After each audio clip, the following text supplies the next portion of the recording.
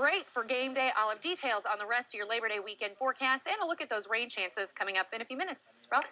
Amy, thank you. He may still be our best-known Kansas City baseball star, Buck O'Neil, and an amazing life is chronicled in a brand-new book by Phil S. Dixon. John Buck O'Neil by Phil S. Dixon right here, and focusing on 1938, Buck's rookie season. Phil has come all the way over to see me from KC, actually to talk about Buck's connection to Topeka as well. Phil, how are you, sir? Nice to meet you. It's a wonderful How was your trip today? It was wonderful. Great drive down. The weather's beautiful. It is. Buck would have loved a day like this of playing baseball, too. A nice fall day in Kansas City and Topeka. Well, you know, they played a lot of fall baseball, and typically during this time of year, they would play a lot of their postseason exhibition games, and some of those occurred right here in Topeka. They did. Why did you want to focus on 1938 and Buck's rookie season, particularly focusing on that year? Well, you know, 1938, even outside of the Kansas City Monarchs, first of all, they had 5 Hall of Famers on that particular team, and Buck was the new guy. And when they started talking about putting Buck in the Hall of Fame a few years ago, I didn't feel they had a real credible representation of Buck O'Neil. So we wanted to do a better job in letting them know what Buck did. But it was a very interesting year. It was the year that Joe Louis fought Max Schmeling. Henry Armstrong held 3 major titles as a boxer. We had, John DeVandermeer pitching his 2 that year. So it was just a great year in American sports and American history. But the Kansas City Monarchs had a very special team, and I wanted to talk about it.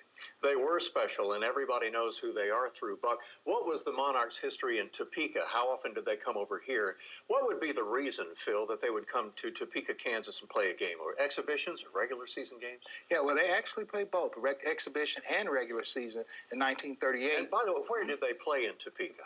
Various parks, because they started coming here in 1920. In 1938, they played at a park called Ripley Field. Yeah. And that particular year, they played 2. Actually, they played the Indianapolis ABCs and the Atlanta Black Crackers here in that year.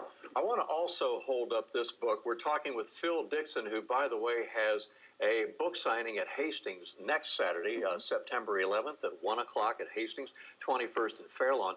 And, folks, if you want to read about Buck O'Neil, this is a marvelous book, his autobiography. I was right on time. He would say it's something about like that. And I also want to go to this part, because you have some great pictures in your book, but I want to show some here that I picked out.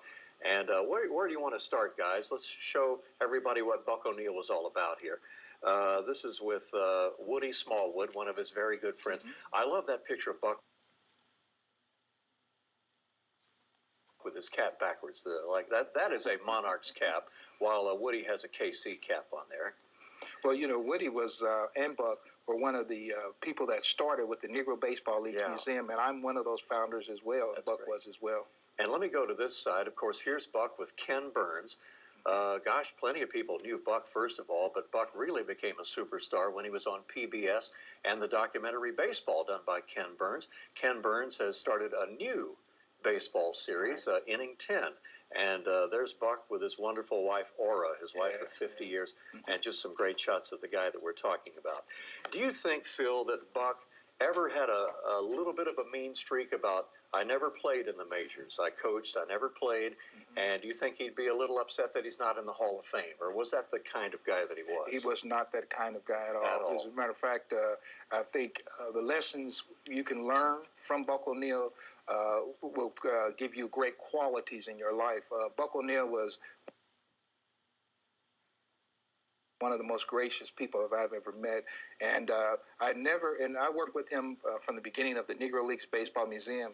So we worked probably a period of maybe about 18 years, and I never heard him say a negative thing about any other individual. And that's pretty tough. And that's exactly what he said in his book, I Was Right on Time. Also, let's hold this up. This has got to be one of your treasures from the Phil Dixon collection, the autographed picture of Buck O'Neil that you also brought over. John Buck O'Neil, profiled in the book of that same title. John Buck O'Neil, 1938, detailing a lot of his Monarchs history and a lot of that in Topeka. With, let's see, the autograph is right there. Yeah. Right there. Awesome. And tell me, it was a Topeka lawyer, Elijah Scott, who drew up one of the original contracts for the Negro League Baseball to Yes, start. when they organized the Negro National League in 1920, Elijah Scott, who's well known as orchestrating the Brown versus Board of Education lawsuit, was the original attorney for the Negro National League, and he wrote up their incorporation papers. So we've got some Topeka connection here, no doubt. That's great. Phil, thank you very much for coming over. I really appreciate it. It's wonderful to meet you. I hope you will come and meet Phil S. Dixon. He's at Hastings a week from tomorrow at 1 o'clock. And our word of the day, would you give our word of the day? It's going to pop up on the screen here right under that red banner, Phil. Okay, is that Buck? Buck is the word of the day. Buck, we're thinking of you, man, at myrewards.wibw.com for your 2,000 points for cash and prizes. All right. So come see Phil next week. We'll be back in a moment. After this break, I want to give you another look at Phil's book.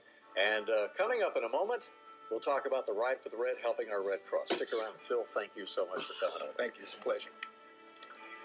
Hi, this is Jim Daly, president of Focus on the Family. And I'd like to personally invite you to join our Celebrate